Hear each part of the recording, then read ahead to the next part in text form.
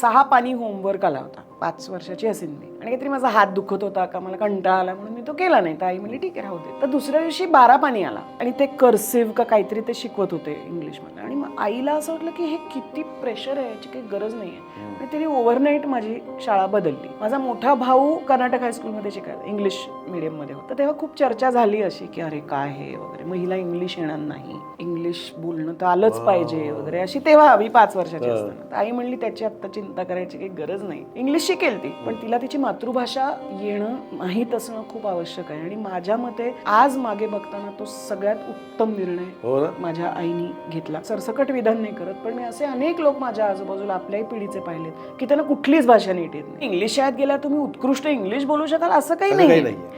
आपण घरात मराठी बोलतो ना, आपण घरात कुठे इंग्लिश बोलतो? साधारण आपल्या सोशो इकॉनॉमिक क्लास विचार कुठल्या भाषेत आपण मराठीत विचार करतो आणि तो अपरिहार्य आणि तसंच पाहिजे. आता मी जेव्हा इंग्लिशमध्ये बोलते तेव्हा मी इंग्लिशमध्ये विचार करते. त्यामुळे मी इंग्लिश बोलताना मनातल्या मनात भाषांतर करत नाही, पण ते तुमची भाषा हळूहळू तुम्ही अनेक भाषा शिकून समृद्ध होतच जाता जर तुमची ती आवड असेल तर. भाषा तुला लागते आणि तुझी भाषा जोपर्यंत एक तुझा खंदी भाषा तुझ्या हातात असते तेव्हा तू नॅचरली इतर भाषांमध्ये मुक्त स्पीकचं एक पाहिजे.